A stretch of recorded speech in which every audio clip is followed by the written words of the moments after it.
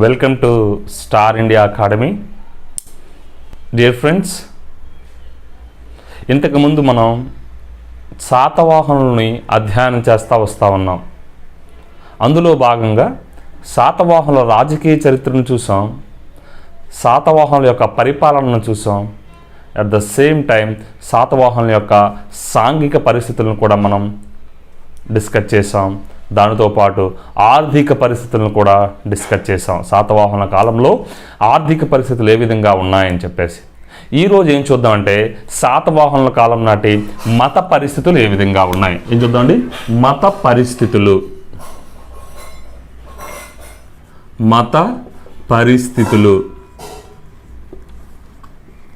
శాతవాహనుల కాలం నాటి మత పరిస్థితులు ఏ విధంగా ఉన్నాయని చెప్పేసి ఈరోజు డిస్కస్ చేద్దామండి. ఓకే అండి. మతం అనేది అధిష్టానంగా లేకపోతే ఏంటండి, చరిత్రకారులు ఏమంటారంటే మతం అనేది అధిష్టానంగా లేకపోతే ఏ సంస్కృతి కానీ ఏ నాగరికత కానీ మనుగడ సాగించలేదు అంటారండి చరిత్రకారులు. మోస్ట్ ఆఫ్ ద హిస్టోరియన్స్ యొక్క అభిప్రాయం ఇదేనండి. ఏంటండి, మతం అనేది అధిష్టానంగా లేకపోతే ఆ సామ్రాజ్యంలో కానీ లేదంటే ఆ కాలంలో కానీ నాగరికతకి మరియు ఆ కాలం యొక్క సంస్కృతికి మనుగడ లేదు అంటారు. అంటే మతం యొక్క ఇంపార్టెన్స్ చాలా ఉంది. అయితే వివిధ సామ్రాజ్యాల్లో వివిధ రాజులు ఏ విధంగా మతాలను అవలంబించారు, మతాలను ఏ విధంగా పెంచి పోషించారు అని చెప్పేసి ఆయా కాలాల్లో ఆయా చాప్టర్స్ దగ్గర మనం డిస్కస్ చేస్తాం. ఓకే అండి.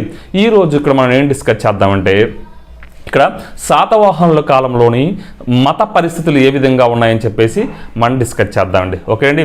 సో కాకపోతే ఇక్కడ మనం మొదటిగా ఏమి ఆలోచన చేయాలంటే శాతవాహనుల కాలం నాటికండి, శాతవాహనుల సామ్రాజ్యం స్థాపించే నాటికి దక్షిణ దేశంలో ముఖ్యంగా ఏంటి శాతవాహన సామ్రాజ్యం స్థాపించేటప్పటికి దక్షిణ దేశంలో ముఖ్యంగా బౌద్ధ జైన మతాలు అనేవి విస్తరించడం ప్రారంభించింది. ఓకేండి. శాతవాహన సామ్రాజ్యం ప్రారంభమయ్యే నాటికి బౌద్ధ జైన మతాలు అనేవి విస్తరించేయండి. ఏంటండి, బౌద్ధ జైన మతాలు అనేవి ఏంటి శాతవాహన సామ్రాజ్యం ప్రారంభమయ్యే నాటికి స్థాపించే నాటికి దక్షిణ దేశంలో బాగా ప్రాచుర్యంలో ఉన్న మతాలు ఏంటండి, బాగా ప్రాచుర్యంలో ఉన్న మతాలు బౌద్ధ జైన మతాలు. ఎందుకంటే అంతకుముందే క్రీస్తు శకం 6వ శతాబ్దం నాటికే వైదిక మతం అనేది పూర్తిగా అంతరించే స్టేజ్కి వచ్చేసింది. ఓకేనే, పూర్తిగా అంతరించే స్టేజ్కి వచ్చింది. సో దాంతో సుమారు భారతదేశంలో 72 మతాలు అనేవి ప్రజలలో జరిగింది. ఓకే, అవేంటనే మనం డిస్కస్ చేద్దాం ఫ్యూచర్లో. ఓకే అండి. అయితే ముఖ్యంగా శాతవాహన సామ్రాజ్యం స్థాపించే నాటికి ముఖ్యంగా ఏ మతాలు ఆంధ్రదేశంలో ప్రాచుర్యంలో ఉన్నాయండి, బౌద్ధ జైన మతాలు అనేవి ప్రాచుర్యంలోకి రావటం జరిగిందండి. ముఖ్యంగా కళింగ కర్ణాటక మరియు మహారాష్ట్ర ప్రాంతాలండి. ఏంటి, ముఖ్యంగా కళింగ, కర్ణాటక, మహారాష్ట్ర ప్రాంతాల్లో బౌద్ధ జైన మతం అనేది ప్రాచుర్యం జరిగిందండి. ఈ మూడు రాష్ట్రాలు ఎక్కువగా బౌద్ధ మతం కంటే జైన మతం అనేది ఎక్కువగా ప్రజ్వరలడం జరిగిందండి. జైన మతం. ఓకే అండి. యాక్చువల్గా శాతవాహన సామ్రాజ్యం స్థాపించే నాటికి ఆ సామ్రాజ్యంలో వైదిక మతం అంతరించే స్టేజ్లు ఉంటే బౌద్ధ మతం అనేది బౌద్ధ జైన మతాలు అనేవి ఎక్కువగా ప్రాచుర్యం పొందాయండి. బౌద్ధ జైన మతాలు ముఖ్యంగా ఈ కళింగ ప్రాంతం, కర్ణాటక ప్రాంతం, మహారాష్ట్ర ప్రాంతాల్లో జైన మతం బాగా వర్ధిల్లడం జరిగిందండి. ఓకే. అయితే అప్పటికే ఆంధ్రదేశంలో ఏ మతం బాగా ప్రాచుర్యం పొందింది అని చెప్పేసి మనం ఆలోచించేటంటే బౌద్ధ మతం అండి.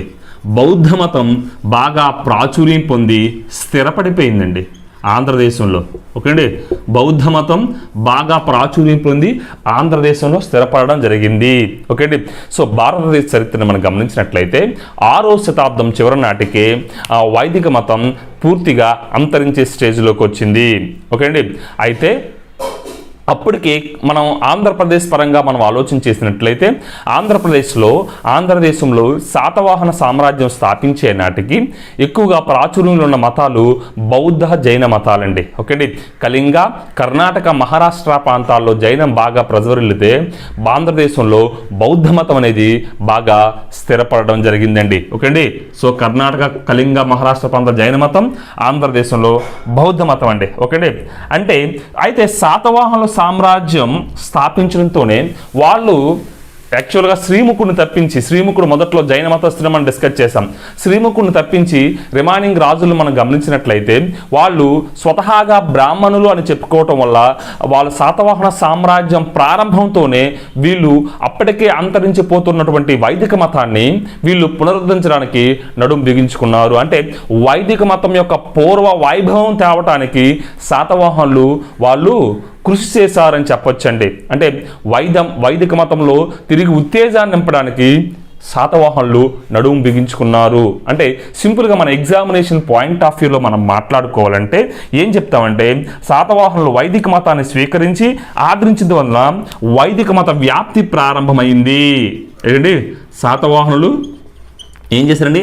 శాతవాహనులు వైదిక మతాన్ని స్వీకరించి వైదిక మతంను స్వీకరించి ఏంటి? సో శాతవాహనులు వైదిక మతాన్ని స్వీకరించి అట్ ద సేమ్ టైం దీన్ని బాగా ఆదరించారండి. స్వీకరించడం కాదు, స్వీకరించిన తర్వాత దాన్ని ఆదరించకపోతే ఆ మతం యొక్క వ్యాప్తి అనేది ఉండదు. కాబట్టి వీళ్ళు వైదిక మతాన్ని స్వీకరించారు, తర్వాత బాగా ఆదరించారు. వైదిక మతాన్ని స్వీకరించి ఆదరించిన తర్వాత ఏంటండి అప్పుడు వైదిక మత వ్యాప్తి అనేది ఆంధ్రదేశంలో ప్రారంభమైంది. ఓకేండి. ఎప్పుడైతే శాతవాహనులు సామ్రాజ్యం స్థాపించిన మొదట్లోనే వాళ్ళు వైదిక మతాన్ని అంటే క్రీస్తు శకం 6వ శతాబ్దంలో అంతరించే స్టేజ్కి వచ్చిన వైదిక మతాన్ని వీళ్ళు స్వీకరించి దీన్ని ఎలా అయినా వ్యాప్తి చెందించాలి అని కంకణం కట్టుకోవడంతో శాతవాహన సామ్రాజ్యం స్థాపనతోనే వీళ్ళకి వైదిక మతం అనేది అంటే శ్రీముఖుని తప్పిస్తే మనం సో వైదిక మతం అనేది ఏమైందంటే వ్యాప్తి ప్రారంభమైంది అని చెప్పొచ్చండి. ఓకే అండి. సో అదండి. సో ముఖ్యంగా మనం ఏం చెప్పండి, శాతవాహనుల సామ్రాజ్య ప్రారంభంలో ఏ మతాలు ఎక్కువగా ఉన్నాయండి? బౌద్ధ జైన మతాలు ఎక్కువగా ఉన్నాయి. తర్వాత కళింగ, కర్ణాటక, మహారాష్ట్రలో జైన మతం, ఆంధ్రదేశంలో బౌద్ధ మతం ఉంది. సో ఎప్పుడైతే ఉన్నాయో శాతవాహనులు స్వతహాగా బ్రాహ్మణులు కాబట్టి వాళ్ళు వైదిక మతాన్ని స్వీకరించి ఆదరించడం వలన వైదిక మతం అనేది ప్రారంభమైందని చెప్పొచ్చండి. అంటే ముఖ్యంగా చెప్పాలంటే శాతవాహన ప్రారంభ కాలంలో ఏ మతాలు ఎక్కువగా ఉన్నాయండి అంటే వైదిక మతం అప్పుడే ప్రారంభమైంది. అంటే శాతవాహన సామ్రాజ్య ప్రారంభంలో వైదిక మతం ఉంది, అట్ ద సేమ్ టైం బౌద్ధ మతం ఉంది, అట్ ద సేమ్ టైం జైన మతం కూడా ఉంది అండి. అంటే శాతవాహనుల సామ్రాజ్యానికి వచ్చే నాటికి ఏ మతాలు ఉన్నాయండి? వీరి కాలంలో వైదిక, జైన, బౌద్ధ మతాలు 3 కూడా ప్రాచుర్యంలో ఉన్నాయి. ఓకే అండి, ప్రాచుర్యంలో ఉన్నాయి. అయితే ఒక్క విషయాన్ని మనం ఇక్కడ గమనించాలి. శాతవాహనులు వైదిక మతాన్ని స్వీకరించి వైదిక మతాన్ని ఆదరించినప్పటికీ వైదిక మత వ్యాప్తి కోసం కృషి చేసినప్పటికి కూడా మిగతా మతాల పట్ల వాళ్ళు వివక్ష చూపించలేదు. ఓకే అండి. అంటే శాతవాహనులు వైదిక మతంతో పాటు మిగతా మతాల పట్ల పరమత సహనం చూపించారండి. ఏంటండి? పరమత సహనం చూపించారు. అంటే శాతవాహనులు పరమత సహనం చూపించారండి. ఓకే అండి. అంటే శాతవాహనులు వైదిక మతస్థులు అయినప్పటికీ శాతవాహనులు ఈ వైదిక మతాన్ని స్వీకరించి ఆదరించినప్పటికీ స్వతహాగా బ్రాహ్మణులు అయినప్పటికీ కూడా వీళ్ళు ఏం చేశారంటే పరమత సహనాన్ని చూపించినట్లు మనకి చరిత్రకారులు పేర్కొనడం జరిగింది. ఓకే అండి. సో కాబట్టి ఈ కాలంలోని వీళ్ళు స్వతహాగా వైదిక మతస్థులు కాబట్టి ఈ కాలం నాటి మతాధికారిని ఏమైనవారంటే ఒకటి శాతవాహన కాలం నాటి మతాధికారిని ఏమనేవారంటే మహా అర్చక అని పిలిచేవారండి. మహా అర్చక. ఓకే అండి. శాతవాహన కాలం నాటి మతాధికారిని ఏమని పిలిచేవారండి? వీళ్ళు మహా అర్చక అని పిలవడం జరిగేదండి. ఓకే అండి. మహా అర్చక. ఓకే అండి. సో అంటే ఈ విధంగా శాతవాహనుల కాలంలో మతం అనేది ప్రారంభమైంది అని చెప్పొచ్చండి. ఓకే అండి. మతం అనేది ప్రారంభమైంది. అయితే ఇక్కడ మనం గమనించాలండి, మనం చదువుతుందండి ప్రాచీన చరిత్ర. ఓకేండి, ప్రాచీన ఆంధ్రదేశ్ చరిత్ర. అయితే ఈ ప్రాచీన చరిత్రను మనం గమనించినట్లయితే ముఖ్యంగా ప్రాచీన చరిత్ర అంటే ముఖ్యంగా దక్షిణ భారతదేశ చరిత్ర, ప్రాచీన దక్షిణ భారతదేశ చరిత్ర మనం గమనించినట్లయితే ఈ వైదిక మతంలో ముఖ్యంగా ఈ వైదిక మతం వచ్చేటప్పటికీ వీళ్ళు ప్రకృతి శక్తులను ఆరాధించేవారండి. ఏంటండి, ప్రకృతి శక్తులను ఆరాధించేవారు, ప్రకృతి శక్తులను ఆరాధించేవారు. ఓకేనే. సో ప్రాచీన దక్షిణ భారతదేశ చరిత్రలో ప్రాచీన దక్షిణ భారతదేశ రాజులు ఎక్కువగా ప్రకృతి శక్తులని ఆరాధించడం ప్రారంభించడం జరిగింది. ఏంటి ఈ ప్రకృతి శక్తులు అంటే మనం చెప్పినట్లు ఆలోచన చేసినట్లయితే ముఖ్యంగా అండి చెట్టులు, పొట్టలు, పాములు, గ్రామ దేవతలండి. ఏంటండి, చెట్టులు, పొట్టలు అంటే పొట్టల్లో ఉన్న నాగుపాములు ఆరాధించారు, పొట్టలు. ఓకే అండి. అట్ ద సేమ్ టైం గ్రామ దేవతల ఆరాధన, గ్రామ దేవతలుగా చెట్టులను, పొట్టలను మరియు గ్రామ దేవతలుగా చాలాసార్లు వీళ్ళు ఆరాధించినట్టు మనకి చరిత్రలో చాలా ఆధారాలు మనకి స్పష్టంగా తెలుస్తూ ఉన్నాయండి. ఓకే అండి. సో శాతవాహనులకి ముందుగా ఏం చెప్పామండి మనం? మొదటగా ఏం చెప్పాం? ఏ సామ్రాజ్యానికైనా మతం అనేది అధిష్టానంగా లేకపోతే ఆ సామ్రాజ్యంలో నాగరికత, సంస్కృతి మనుగడ సాగించలేదని చెప్పాం. ఓకేనే.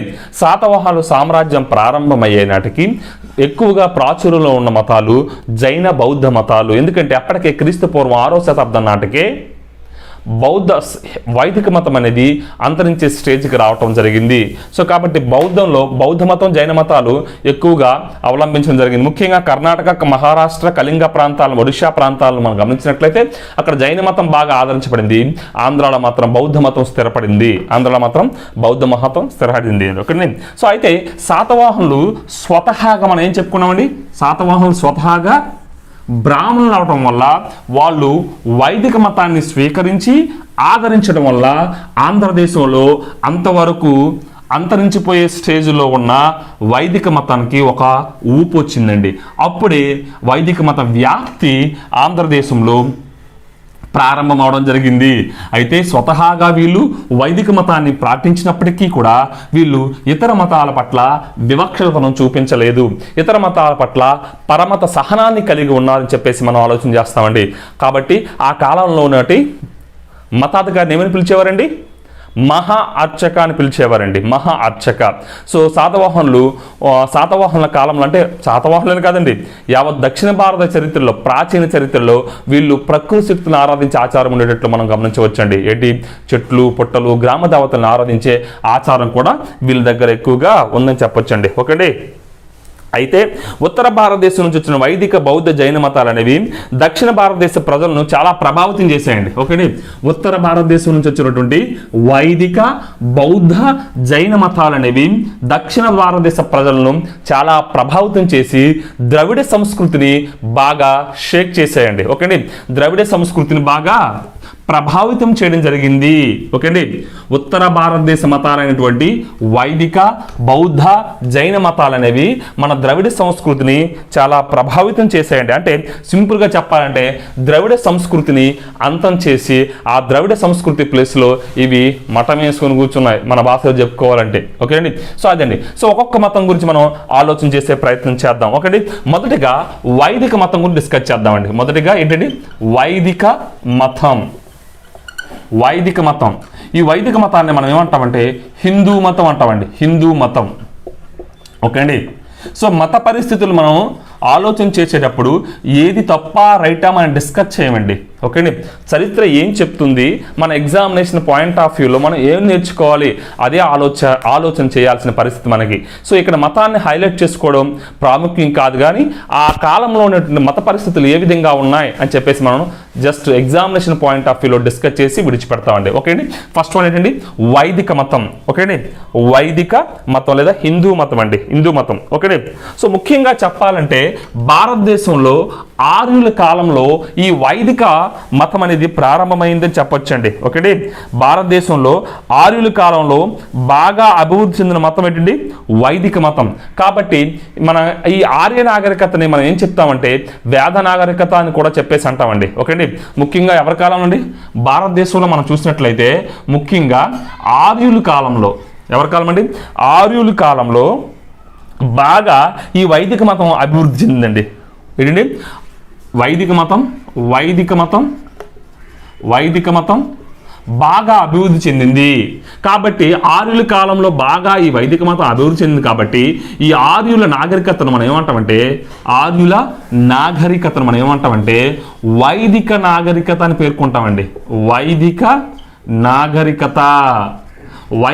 ఆర్యుల నాగరికత మనం ఏం పేర్కొంటామండి? వైదిక నాగరికతగా మనం పేర్కొనడం జరుగుతుంది. ఆర్యుల నాగరికత మనం ఏం చెప్తామండి? వైదిక నాగరికతగా మనం పేర్కొనడం జరుగుతుందండి. ఓకే అండి, అయితే మనం చాలాసార్లు డిస్కస్ చేస్తాం. మనం ఎక్కడ డిస్కస్ చేద్దామంటే మనం భారతదేశ చరిత్రలో డిస్కస్ చేద్దామండి. ఏంటండి? క్రీస్తు పూర్వం ఎక్కడి నుంచి ఎక్కడి వరకు చెప్పండి వైదిక నాగరికత? ఎవరైనా ఆలోచన చేయగలరా? అంటే క్రీస్తు పూర్వం 1500 నుంచి 1000 వరకు ఏంటి? క్రీస్తు పూర్వం 1500 నుంచి 600 సంవత్సరం వరకు ఉన్న నాగరికతను ఏమంటామంటే మనం వైదిక నాగరికత అంటామండి. ఏంటండి? వైదిక నాగరికత అంటాం. అదే క్రీస్తు పూర్వం 1500 నుంచి 1000 వరకు ఉన్న నాగరికతను మనం ఏమంటామంటే తొలివేద నాగరికత. అంటే 1000 నుంచి 600 వరకు ఉన్న నాగరికతను ఏమంటామంటే మలివేద నాగరికతని మనం అక్కడ డివైడ్ చేసి చెప్తామండి. ఓకే అండి, అంటే సింపుల్గా చెప్పాలంటే ఆర్యుల కాలంలో భారతదేశ చరిత్రను మనం గమనించినట్లయితే ఆర్యుల కాలంలో వైదిక నాగరికత బాగా అభివృద్ధి చెందింది. ఓకే అండి, కాబట్టి ఆ కాలం నాటి ఆర్యుల నాగరికతను మనం ఏమన్నాం? వైదిక నాగరికత అని చెప్పాం. అంటే ఆర్యుల కాలంలో వైదిక మతం బాగా అభివృద్ధి చెందింది. అయితే దక్షిణ భారతదేశ చరిత్రకు వచ్చినప్పుడు ఇంతకుముందు ఏం చూసాం? యావత్ భారతదేశ చరిత్రను చూసాం. స్పెసిఫిక్గా దక్షిణ భారతదేశ చరిత్రలో ఆంధ్రదేశ చరిత్రను మనం గమనించినప్పుడు మనకేమర్థమవుతుందో అంటే సింపుల్గా చెప్పాలంటే శాతవాహన సామ్రాజ్యాన్ని మనం అవలంబించినట్లయితే ఇక్కడ శాతవాహన రాజులు ఏ మతాన్ని అవలంబించారండి అంటే వైదిక మతాన్ని అవలంబించడం జరిగిందండి. ఏంటండి? వైదిక మతం అవలంబించడం జరిగింది. అదే శాతవాహన రాణులు ఏ మతాన్ని అవలంబించారంటే బౌద్ధ మతాన్ని అవలంబించడం జరిగింది. ఓకేండి, శాతవాహన రాజులు వైదిక మతాన్ని అవలంబిస్తే రాణులు ఏ మతాన్ని అవలంబించారండి? బౌద్ధ మతాన్ని అవలంబించారు. ఆల్రెడీ చెప్పామండి శాతవాహనులు పరమత సహనం కలిగి ఉన్నవారు అని. అంటే సాధారణ ప్రజలు కూడా చాలామంది బౌద్ధాన్ని ఆదరించినట్లు మనకి ఆధారాలు ఉన్నాయి. అయితే ఇక్కడ ఒక విషయాన్ని గమనించాలి మనం. శాతవాహనులు వైదిక మతాన్ని అవలంబించడానికి ప్రధాన కారణం ఏం చెప్పామండి? శాతవాహనులు స్వతహాగా వీళ్ళు బ్రాహ్మణులు అని వాళ్ళు చెప్పుకున్నారు. స్వతహాగా వీళ్ళు బ్రాహ్మణులు అని చెప్పుకోవడం చేత వీళ్ళు వైదిక మతాన్ని అవలంబించడం జరిగింది. కాకపోతే ఎగ్జామినేషన్ పాయింట్ ఆఫ్ వ్యూ అడుగుతాడండి, శాతవాహనుల అధికార మతం ఏది అని అడుగుతాడు. అప్పుడు వీళ్ళు బౌద్ధాన్ని ఆదరించారు కానీ వీళ్ళ అధికార మతం బౌద్ధం కాదండి. శాతవాహనుల యొక్క అధికార మతం ఏంటంటే వైదిక మతం అండి. శాతవాహనుల అధికార మతం ఏంటండి? వైదిక మతం. వైదిక మతం. ఓకేండి, సో అయితే శాతవాహనుల అధికార మతం వైదిక మతం అని మనం ఇలా చెప్పుకుంటే సరిపోతుందా? వాళ్ళు వైదిక మతాన్ని అవలంబించారు అనడానికి ఆధారాలు ఏంటి? శాతవాహన చరిత్రను అర్థం చేసుకొని మనం ఎలా చెప్పొచ్చు వాళ్ళు వైదిక మతాలు అవలంబించారని చెప్పేసి మనం ఆలోచన చేసినట్లయితే ముఖ్యంగా భారతదేశ చరిత్రను మనం కొంచెంగా గమనించినట్లయితే ఈ వైదిక మత ప్రభావం అనేది మనకు క్లియర్గా అర్థమవుతుందండి. ఓకేండి, సో వేద నాగరికత ఎంతవరకు ఉందని చెప్పామండి? వేద నాగరికత క్రీస్తు పూర్వం 1500 నుంచి క్రీస్తు పూర్వం 1500 నుంచి 600 సంవత్సరాల వరకు ఉన్నటువంటి నాగరికతను మనం ఏమన్నామంటే వేద నాగరికత అన్నాం. క్రీస్తుకు పూర్వం 1500 నుంచి 1000 వరకు ఉన్న నాగరికతను ఏమిటి? తొలివేద నాగరికత అనుకుంటే సో క్రీస్తు పూర్వం 1000 నుంచి 600 వరకున్న నాగరికత మనం మలివేద నాగరికత అంటామండి. అయితే ఈ తొలివేద నాగరికత నుంచి మలివేద నాగరికతకు వచ్చినప్పుడు అంటే మలివేద నాగరికత అంతానికి వచ్చినప్పుడు, అంటే చివరి దశకు వచ్చినప్పుడు మనం ఆలోచన చేసినట్లయితే ముఖ్యంగా ఈ వైదిక మతంలో చాలా మార్పులు లోనయ్యాయండి. వైదిక మతం చాలా మార్పులు లోనైంది. ముఖ్యంగా పూజా విధానంలో మార్పు వచ్చింది. అంతకుముందు ప్రకృతి శక్తుల్ని, చెట్టుల్ని, పుట్టల్ని ఆరాధించిన వ్యక్తులు సో ఇప్పుడు కూడా ఆరాధించారు, కానీ ముఖ్యంగా ఆరాధించే విధానంలో తేడా వచ్చింది. అంటే పూజా విధానంలో తేడా వచ్చింది.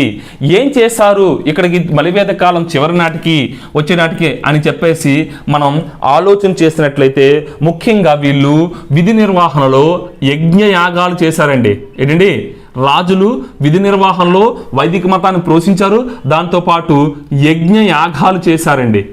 పూజా విధానంలో కొత్తగా ఒక ఐటమ్ ఇంట్రడ్యూస్ చేయబడింది. అదేంటంటే యజ్ఞ క్రతువులు నిర్వహించేవారు. ఎవరండి? క్రతువులు నిర్వహించేవారు అండి దక్షిణ భారతదేశ రాజులు. అట్ ద సేమ్ టైం బ్రాహ్మణులకు ఆధిపత్యం ఇచ్చారు. ఎప్పుడైతే యజ్ఞయాగాలు ఫీల్డ్లోకి వచ్చాయో ఆటోమేటిక్గా యజ్ఞయాగాలు నిర్వహించేది ఎవరండి? బ్రాహ్మణులండి. సో బ్రాహ్మణుల యొక్క ఆధిపత్యం పెరిగిందండి. ఆధిపత్యం పెరిగింది. సో ఎప్పుడైతే బ్రాహ్మణుల ఆధిపత్యం పెరిగిందో ఈ యజ్ఞయాగాల కోసం జంతువులను బలి ఇవ్వడం కూడా ప్రారంభమైంది. జంతు బలి కూడా ప్రారంభమైందండి. ఓకేండి, మలివేద కాలం చివరి నాటికి ఆ వ్యక్తుల యొక్క పూజా విధానంలో మార్పు వచ్చిందండి. ఏంటంటే యజ్ఞయాగాలు చేయడం మొదలెట్టారు, బ్రాహ్మణుల ఆధిపత్యం మొదలైంది, అట్ ద సేమ్ టైం జంతు బలి మొదలైంది. ఓకే అండి, జంతు బలి మొదలైంది. ముఖ్యంగా ఈ శాతవాహన సామ్రాజ్యాన్ని మనం గమనించినట్లయితే శాతవాహన సామ్రాజ్యంలో మనం ముఖ్యంగా వేదశ్రీ లేదంటే వేదశ్రీ లేదంటే యజ్ఞశ్రీ శాతకర్ణి అనే నామధేయాలు మనం గమనించినట్లయితే వీళ్ళు స్పష్టంగా వైదిక మతాన్ని అవలంబించినట్లు మనకి స్పష్టంగా తెలుస్తూ ఉందండి. వైదిక మత అభిమానం కాబట్టి వేదాలు వైదిక మతానికి సంబంధించింది కాబట్టి వాళ్ళ నామధేయంలో ఈ నామాలను బట్టి మనకి ఏం తెలుస్తుంది? వీళ్ళు వైదిక మతాన్ని అవలంబించినట్టు తెలుస్తుంది. ముఖ్యంగా యజ్ఞశ్రీ శాతకర్ణి ఏంటండి, యజ్ఞ యాగాదులు చేసి చేసి చేసి చేసి బాగా అలసిపోయి చివరికి చాలా ఎక్కువగా యజ్ఞాలు చేయడం వల్ల ఈయనకి యజ్ఞశ్రీ శాతకర్ణి అంటే చెప్పేసి అంటారని మనం ఆలోచన చేయవచ్చు. అంటే ముఖ్యంగా చెప్పాలంటే వేదశ్రీ, యజ్ఞశ్రీ అనే పేర్లను బట్టి శాతవాహన రాజులు వైదిక మతాన్ని ఆదరించినట్లు తెలుస్తుంది అండి. సింపుల్గా చెప్పాలంటే వేదశ్రీ, యజ్ఞశ్రీ, శాతకర్ణి నేములు బట్టి శాతవాహనులు వైదిక మతాన్ని ఆదరించినట్లు మనకి తెలుస్తూ ఉందండి. ఓకే అండి, సో వైదిక మతానికి మూలం ఏంటండి చెప్పండి ఎవరైనా? వైదిక మతానికి మూలం ఏంటండి? వైదిక మతం యొక్క అంతిమ లక్ష్యం ఏంటండి? వైదిక మతం యొక్క అంతిమ లక్ష్యం ఏంటంటే మోక్షానికి చేరడం అండి. ఏంటండి వైదిక మతాన్ని యొక్క అంతిమ లక్ష్యం ఏంటండి? మోక్షానికి చేరడం అండి. వైదిక మతం యొక్క అంతిమ లక్ష్యం ఏంటండి? మోక్షానికి చేరటం. ఓకేండి, అయితే ఈ మోక్షానికి చేరటానికి లేదంటే ఈ మోక్షానికి చేరుకోవడానికి సంబంధించిన మార్గం వీళ్ళు సూచించేది ఏంటంటే యజ్ఞయాగాదులు చేయడం అండి. యజ్ఞాలు క్రతువులు చేయడం ద్వారా క్రతువులు చేయడం వల్ల ఈజీగా మోక్షానికి చేరుకోవచ్చు అని చెప్పేసి వీళ్ళ అభిప్రాయం. దానికోసం మనకి వీళ్ళు ఎక్కువగా యజ్ఞ యాగాలు చేయడం జరిగింది. అంటే వైదిక మతానికి మూలం యజ్ఞ యాగాలు అనుకుంటే, అయితే ఈ యజ్ఞ యాగాదులు నిర్వహించినటువంటి కొంతమంది శాతవాహన రాజులు ఉన్నారండి. ఏంటంటే యజ్ఞ యాగాదులు నిర్వహించినటువంటి శాతవాహన రాజులు ఎవరు అంటే, ఒకటి మొదటి శాతకర్ణి. యజ్ఞయాగాలు క్రతువులు నిర్వహించిన రాజు ఎవరండి? మొదటి శాతకర్ణి చెప్పుకోవచ్చు. రెండవ శాతకర్ణి గౌతమిపుత్ర శాతకర్ణి అండి. రెండవ శాతకర్ణి నెక్స్ట్ గౌతమిపుత్ర శాతకర్ణి, గౌతమిపుత్ర శాతకర్ణి, ఫైనల్గా యజ్ఞశ్రీ శాతకర్ణి అండి. యజ్ఞశ్రీ శాతకర్ణి. ఓకే అండి, సో వైదిక మతం యొక్క ముఖ్యమైన లక్ష్యం ఏంటంటే, అంతిమ లక్ష్యం వీళ్ళు మోక్షాన్ని చేరాలి. మోక్షాన్ని చేరాలంటే ఏంటంటే యజ్ఞాలు క్రతువులు నిర్వహించాలి. ఖచ్చితంగా వీళ్ళు మోక్షాన్ని చేరడానికి యజ్ఞ క్రతువులు నిర్వహించాలి. కాబట్టి శాతవాహన సామ్రాజ్యంలో ఎవరైనా యజ్ఞ క్రతువులు నిర్వహించిన రాజులు ఉన్నారంటే వీళ్ళు నలుగురండి. మొదటి శాతకర్ణి, రెండవ శాతకర్ణి, నెక్స్ట్ ఎవరండి యజ్ఞశ్రీ శాతకర్ణి, నెక్స్ట్ ఎవరండి యజ్ఞశ్రీ శాతకర్ణి, నెక్స్ట్ గౌతమిపుత్ర శాతకర్ణి. వీళ్ళందరూ కూడా వైదిక క్రతువులను నిర్వహించడం జరిగింది. అయితే ఇక్కడ వీళ్ళు మోక్షానికి చేరడానికి ఎన్నుకున్న మార్గాన్ని ఏంటండి, ఏం చెప్పానండి, యజ్ఞయాగాలు చేయడం, జంతువులు బలివ్వడం అండి. బలివ్వడం వంటి చాలా ఆచారాలు రావడంతో వైదిక మతాన్ని ఎప్పుడైతే వైదిక మతంలో యజ్ఞయాగాలు చేయడం మరియు జంతు బలి ఇవ్వడం ఆచారాలు వచ్చిందో, ముఖ్యంగా మలివేద కాలం చివరి నాటికి వీటన్నింటినీ ఎదిరించి కొన్ని కొత్త రకాలైన మతాలు అంటే యజ్ఞయాగాలను, క్రతువులను మరియు జంతువు బలులను నిషేధిస్తూ కొన్ని 72 రకాల మతాలు అనేవి ఆవిర్భవించడం జరిగిందండి. వాటిలోనే ఈ బౌద్ధ జైన మతాలు కూడా ఉన్నాయి. ఓకే అండి. అయితే ముఖ్యంగా ఈ వైదిక మతాన్ని అవలంబించినటువంటి ఈ రాజులను, శాతవాహన రాజులు అంటే యజ్ఞ క్రతువులు చేసినటువంటి ఈ శాతవాహన రాజులు ఎవరని చెప్పాము మనం? ఒకటి మొదటి శాతకర్ణి, నెక్స్ట్ రెండవ శాతకర్ణి, నెక్స్ట్ గౌతమిపుత్ర శాతకర్ణి, నెక్స్ట్ యజ్ఞశ్రీ శాతకర్ణి అండి. ఓకేనే. సో అంత మాత్రమే కాదు, ఇక్కడ గౌతమిపుత్ర శాతకర్ణి వర్ణాశ్రమ ధర్మాలను సంరక్షించాడండి. ఏంటండి వర్ణాశ్రమ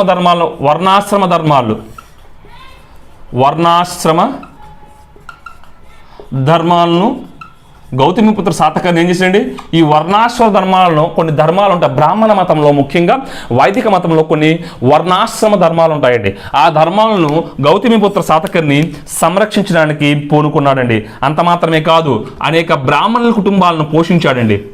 బ్రాహ్మణ కుటుంబాలను పోషించాడు అంటే ఉచితంగా అగ్రహారాలు, భూములు దానం చేసి అనేక బ్రాహ్మణ కుటుంబాలను పోషించడం జరిగిందండి. సో పోషించడంతో ఈయనకు వచ్చిన బిరుదులు ఏంటండి, యాక బ్రాహ్మణ అట్ ద సేమ్ టైం ఆగమ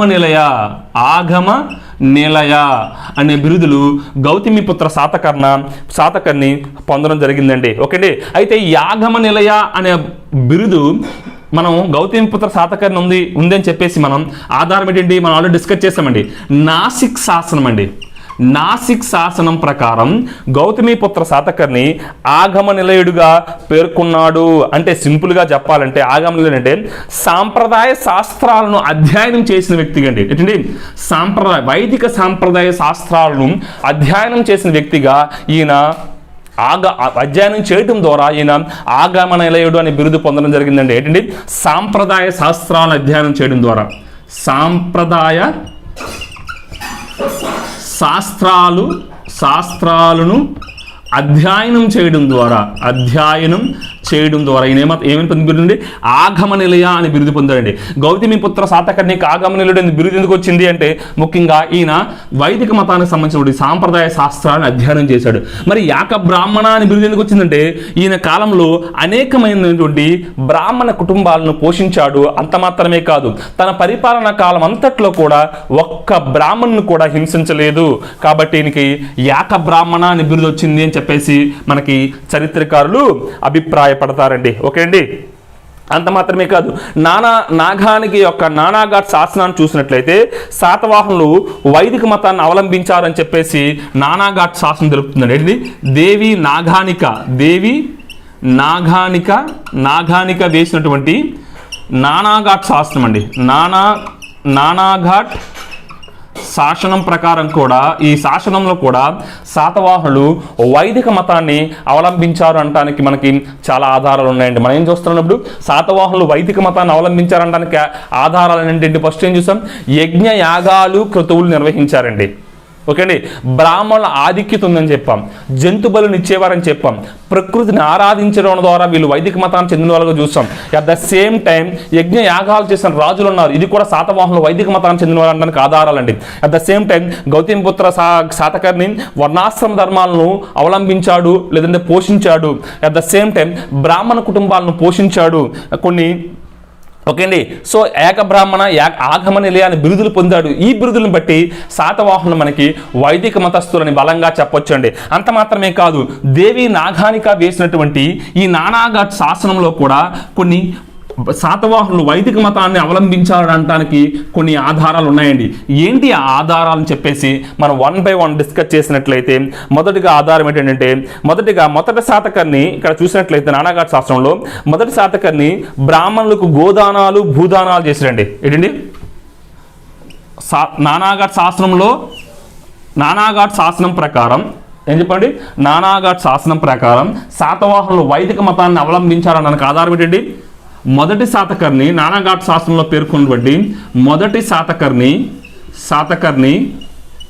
ఏం చేశారండి, గోదానాలు చేశారండి. గోదానాలు ఓకే.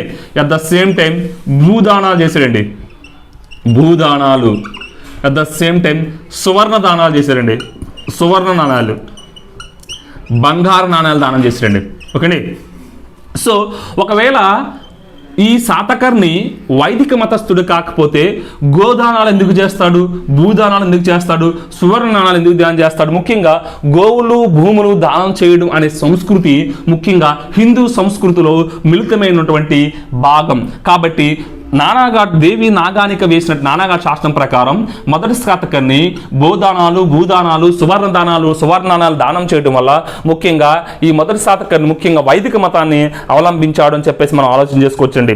అంత మాత్రమే కాదు, ఈ శాసనంలో నానాఘాట్ శాసనంలో అనేక మంది వైదిక దేవుళ్ళ గురించి పేర్కోవడం జరిగిందండి. వైదిక దేవుళ్ళ గురించి పేర్కోవడం జరిగింది.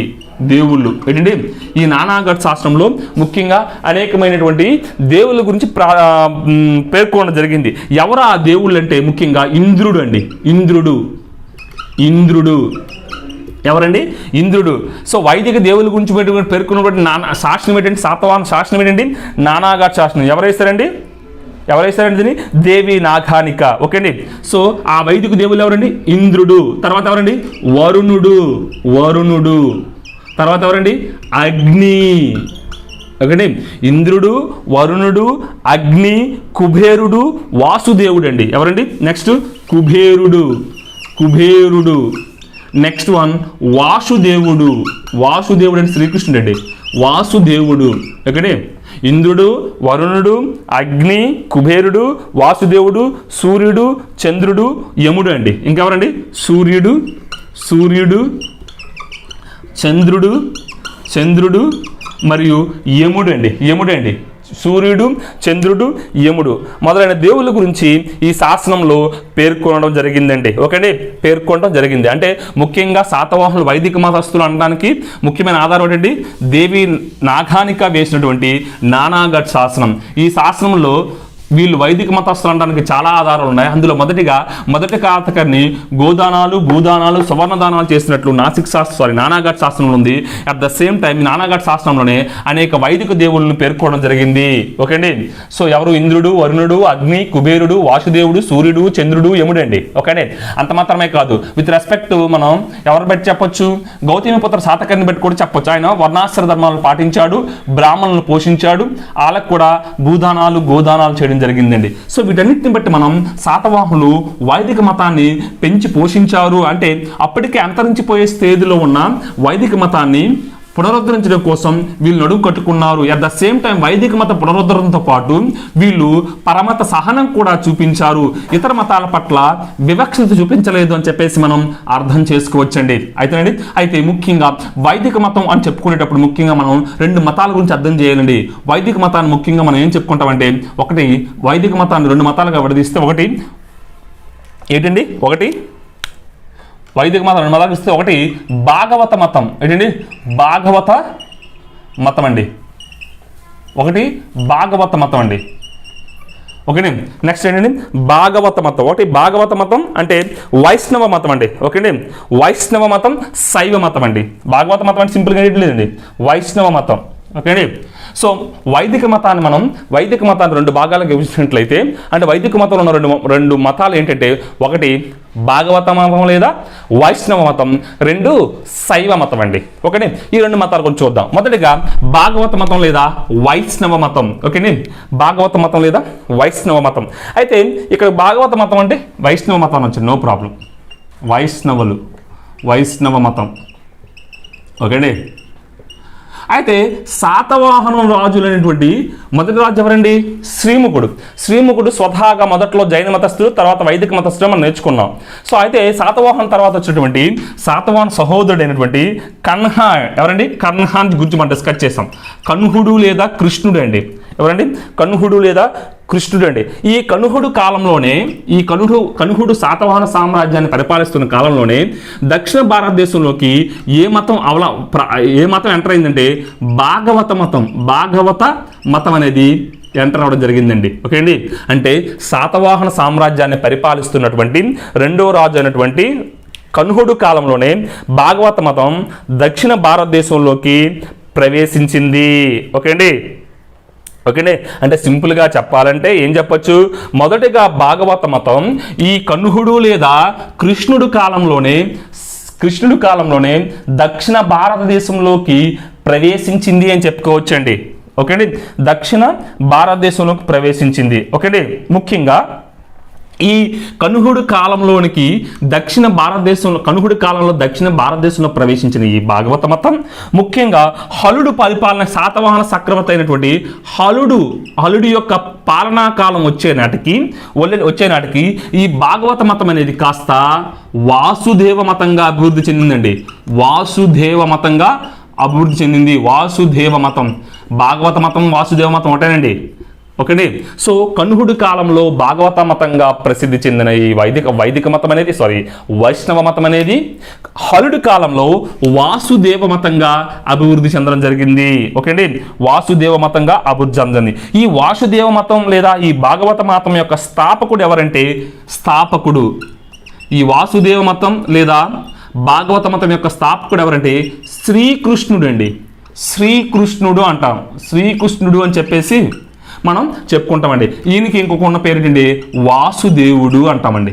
వాసుదేవుడు, శ్రీకృష్ణుడు లేదంటే వాసుదేవుడు అండి. ఓకేనే, శ్రీకృష్ణుడు లేదా వాసుదేవుడిగా మనం చెప్పుకోవడం జరుగుతుంది. అయితే ఈ స్థాపకుడు శ్రీకృష్ణుడు అయితే ఈ మతం యొక్క ప్రచార కేంద్రం ఎక్కడ ఉంది అంటే, సింపుల్గా ఈ మత ప్రధాన కేంద్రం చాలా ఇంపార్టెంట్ అండి. మత ప్రధాన కేంద్రం ఎక్కడంటే మధుర అండి. ఇదండి మధుర. ఎక్కడండి? మధురై. ఏంటండి? మధుర అంటే సింపుల్ ఎక్కడిది చెప్పండి? ఉత్తరప్రదేశ్ అండి. ఉత్తరప్రదేశ్లో మధుర అనేది ఈ మతం యొక్క ప్రధాన కేంద్రంగా చెప్పొచ్చండి. ఓకేండి. అయితే ఇక్కడ ఈ భాగవత మతాన్ని వీళ్ళు అంటే శాతవాహనులు అవలంబించారు అనడానికి మనకి ప్రాముఖ్యమైన ఆధారం ఏమైనా ఉందా అని చెప్పేసి మనం ఆలోచన చేసినట్లయితే, ముఖ్యంగా గౌతమిపుత్ర శాతకర్ణి యొక్క శాసనాల్లో లేదంటే నాణ్యాల్లో ఈ భాగవత మతానికి సంబంధించినటువంటి అనేక చిహ్నాలను ముద్రించడం జరిగిందండి. గౌతమిపుత్ర శాతకర్ణి యొక్క శాసనాల్లో ఏంటండి, ఈ శాసనాల్లో ఈయన శాసనాల్లో గౌతమిపుత్ర శాతకర్ణి యొక్క శాసనాల్లో ముఖ్యంగా ఈ భాగవత మత చిహ్నాలు ఉన్నాయండి. ఏమున్నాయండి? భాగవత మత చిహ్నాలు ఉన్నాయి. ఒకటి గౌతమిపుత్ర శాతకర్ణి యొక్క శాసనాల్లో ముఖ్యంగా భాగవత మత చిహ్నాలు ఉన్నాయండి. ఓకే అండి. అంత మాత్రమే కాదు, గౌతమి బాలశ్రీ వేసినటువంటి నాసిక్ శాసనం చూస్తే, ఈ నాసిక్ శాసనంలో గౌతమి బాలశ్రీ ఈ గౌతమిపుత్ర శాతకర్ణిని రామకేశవులతో పోల్చడం జరిగిందండి. కేశవులతో పోల్చడం జరిగింది. దీంతో ఖచ్చితంగా గౌతమిపుత్ర శాతకర్ణి వైదిక మతస్థుడు, లేదంటే ముఖ్యంగా స్పెసిఫిక్గా చెప్పాలంటే భాగవత మతాన్ని అవలంబించినట్లు మనం చెప్పుకోవచ్చండి. ఓకే అండి, ముఖ్యంగా గౌతమిపుత్ర శాతకర్ణి శాసనాల్లో భాగవత మత చిహ్నాలు ఉన్నాయి. ఈ చిహ్నాలు ముఖ్యంగా నాసిక్ శాసనాన్ని మనం గమనించినట్లయితే ఈ నాసిక్ శాసనంలో గౌతమి బాలశ్రీ ఈ గౌతమిపుత్ర శాతకర్ణిని రామకేశవులతో మనకి పోల్చడం జరిగిందండి. రామకేశవులతో పోల్చడం జరిగిందండి. అంత మాత్రమే కాదు, గాథా సప్తశతిని మనం గమనించినట్లయితే ఈ గాథ ఇంకొక ఆధారం ఏంటి, వీళ్ళు భాగవత మతాన్ని అవలంబించారు అనడానికి ఆధారం ఏంటంటే గాథా సప్తశతి అండి. గాథా సప్తశతి శాతవాహనులు ఈ భాగవత మతాన్ని అవలంబించారు అనడానికి ఆధారం ఏంటి, గాథా సప్తశతి అండి. ఓకే, సో ఈ గాథా సప్తశతిలో రాధాకృష్ణుల కథలు ఉన్నాయండి. రాధాకృష్ణులు కథలు ఈ గాథా సప్తశతిలో ఉండడం జరిగిందండి. ఓకే అండి, ఈ గాథా సప్తశతులు ఏమన్నాయండి, భాగవత మతానికి సంబంధించినటువంటి రాధాకృష్ణులు కథలు ఉన్నాయండి. ఓకే అండి, so at the same time వీటితో పాటు విష్ణు కథలు కూడా ఉన్నాయండి. విష్ణు కథలు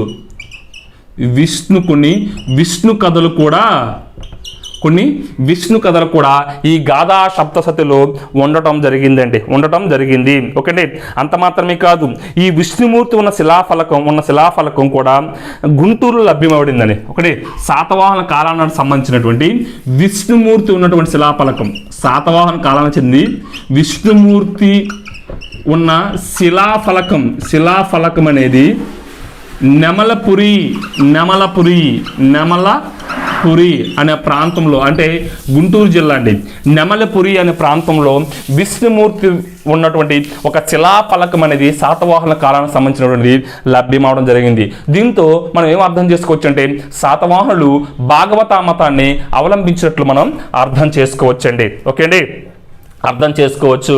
ఓకే అండి, నెక్స్ట్ అంత మాత్రమే కాదు, గాథా సప్తశతిలో శ్రీకృష్ణుడికి అనేక పేర్లు కూడా పేర్కొనడం జరిగిందండి. ఏంటండి, ఈ గాథా సప్తశతిలో శ్రీకృష్ణుడికి పేర్కొన్నటువంటి చాలా పేర్లు ఉన్నాయండి. ఏంటి ఆ పేర్లు అని చెప్పేసి మనం ఆలోచన చేసినట్లయితే చూడండి, 1 by 1 డిస్కస్ చేద్దాం. గాథా సప్తశతిలో శ్రీకృష్ణుడు కింది విధంగా పేర్కొనబడ్డాడండి. ఏంటంటే మధువదనుడు. గాథా సప్తశతిలో శ్రీకృష్ణుడు ఏ విధంగా పేర్కొనబడ్డాడండి, మధువదనుడు.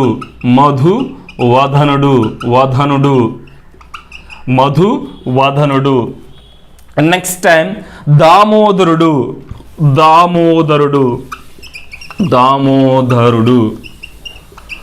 Next one Lakshminarayana. ఓకే అండి, గాథా సప్తశతిలో శ్రీకృష్ణుడు వివిధ పేర్లతో పేర్కొనబడ్డాడండి. ఓకే అండి, సో ఏంటి, మధురవదనుడు, దామోదరుడు మరియు లక్ష్మీనారాయణ. ఓకే అండి, సో ఈ పేర్లతో శ్రీకృష్ణుడు మనకి పేర్కొనడం జరిగిందండి. అయితే ఈ గాథా సప్తశతి అనేది శివుని ప్రార్థనతో మొదలవుతుందండి. ఏంటండి, శివుని ప్రార్థనతో మొదలవుతుంది. ఒకటి గాథా సప్తశతి అనేది శివుని ప్రార్థనతో మొదలై ఏ ప్రార్థనతో ఎండ్ అవుతుందో మీరు కామెంట్ చేయండి. ఓకే అండి, కామెంట్ చేయండి. గాథా సప్తశతి అనేది మనకి శివుని ప్రార్థనతో మొదలవుతుందండి. ఓకే అండి, అయితే ఇక్కడ ఒక విషయాన్ని గుర్తుపెట్టుకోవాలి. సో సాధారణంగా భారతీయ వాజ్మయాన్ని మనం గమనించినట్లయితే రాధా అనే పదను చూడండి, ఇక్కడ ఏం చెప్పడం, రాధాకృష్ణులు అనే కథలు చెప్పుకున్నాం కదండి. అయితే భారతీయ వాగ్మయంలో మనం గమనించినట్లయితే మొదటిసారిగా మనం రాధాకృష్ణులు అంటాం. శ్రీకృష్ణుడి యొక్క భార్య రుక్మిణి ఉంది, at the same time Jambavati ఉంది, రాధకుడు ఉంది. మనం ఏం చెప్తామంటే సాధారణంగా రాధాకృష్ణులు అని చెప్తాం.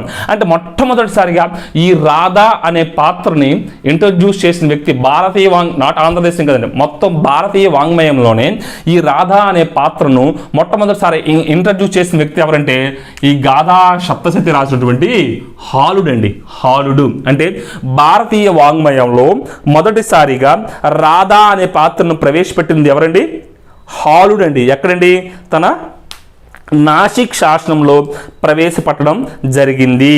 ఓకే అండి, తన హాలుడు తన గాథా సప్తశతిలో ప్రవేశపెట్టడం జరిగిందండి ఈ రాధా అనే పదాన్ని. అయితే ఇక్కడ ఒక విషయాన్ని గమనించాలి, వైదిక మతం గురించి మనం ఆలోచన చేసినప్పుడు ముఖ్యంగా ఈ వైదిక మతం గురించి ఆలోచన చేసినప్పుడు శ్రీకృష్ణునికి సంబంధించిన మొదటిసారి ప్రస్తావన, ఒకటి శ్రీకృష్ణునికి సంబంధించిన ప్రస్తావన తొలిసారికి ఎక్కడ వచ్చింది అని చెప్పేసి మనం ఆలోచన చేసినట్లయితే ఛాందోగ్య ఉపనిషత్ అండి. ఛాందోగ్య ఉపనిషత్ మొట్టమొదటిసారిగా శ్రీకృష్ణుని గురించి తొలి ప్రస్తావన ఎక్కడ వచ్చింది అని చెప్పేసి మనం ఆలోచన చేసినట్లయితే ఛాందోగ్య ఉపనిషత్ అనే గ్రంథంలో మనకి శ్రీకృష్ణుని ప్రస్తావన రావటం జరిగిందండి. శ్రీకృష్ణుని ప్రస్తావన రావటం జరిగింది. ఓకే అండి. ముఖ్యంగా ఈ శాతవాహన కాలంలో కూడా ఇంకొక ఎక్కువగా వినికిడిలో ఉన్న పదం ఏంటంటే పంచరత్ర పూజ అండి. ఏంటండి? పంచరత్ర పూజ. ఓకే. శాతవాహన కాలంలో ఎక్కువగా ప్రాచుర్యం పొందిన ఇంకొక పదం ఏంటండి? పంచరత్ర పూజ. ఒకటి ఈ పంచరత్ర పూజని ప్రవేశపెట్టింది ఎవరంటే శాండిల్య ముని అండి. ఎవరండి? శాండిల్య ముని. ఈ పంచరత్ర అనే పూజను ప్రవేశపెట్టింది ఎవరండి? శాండిల్య ముని. ఏంటి పంచరత్ర పూజ? ఈ పూజలో ఏం చేస్తారంటే శ్రీకృష్ణుడితో సహా 5 యాదవ వీరుల్ని, ఎవరండి? యాదవ వీరుల్ని పూజిస్తారండి. యాదవ వీరుల్ని పూజిస్తారు. ఈ పంచరత్ర పూజలో ఏం చేస్తారంటే శ్రీకృష్ణుడితో సహా 5 యాదవ వీరుల్ని పూజించడం జరుగుతుంది. అందులో మొదటిగా మనం ఎవరో చూసుకోవచ్చండి? శ్రీకృష్ణుడు. ఓకేండి. ఎవరండి? మొదటిగా శ్రీకృష్ణుడు అండి. శ్రీకృష్ణుని ఆరాధిస్తారు. At the same time next రెండవ వ్యక్తి ఎవరంటే శంకర్షణుడు అండి. ఎవరండి? శంకర్షణుడు.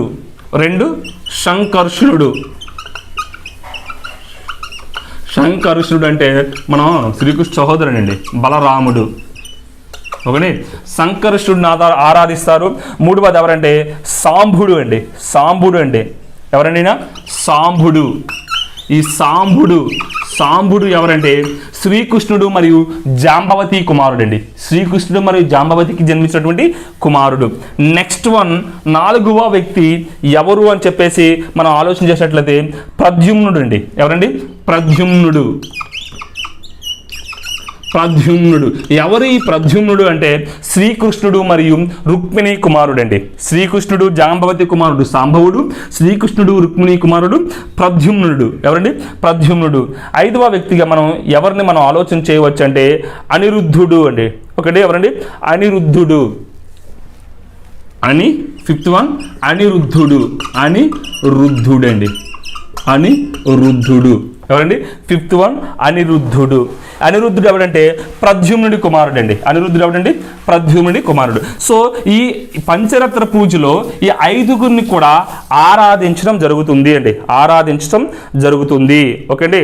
అంత మాత్రమే కాదు, ఈ భాగవత మతం శాతవాహనుల కాలంలోనే భాగవత మతంలోనే తీర్థయాత్రలు ప్రారంభమయ్యాయని చెప్పుకోవచ్చండి. అంటే నాసిక్ శాసనం ప్రకారం ఈ భాగవత మతంలో కాలంలోనే తీర్థయాత్రలు ప్రారంభమవడం జరిగిందని చెప్పేసి చాలా మంది చరిత్రకారులు అభిప్రాయపడతారండి. ఇదండి వైదిక మతంలో ఉన్నటువంటి మొట్టమొదటి మతమైనటువంటి భాగవత మతం లేదంటే వైష్ణవ మతం అండి. నెక్స్ట్ మనం శైవ మతం గురించి మనం డిస్కస్ చేసే ప్రయత్నం చేద్దామండి. ఓకే అండి.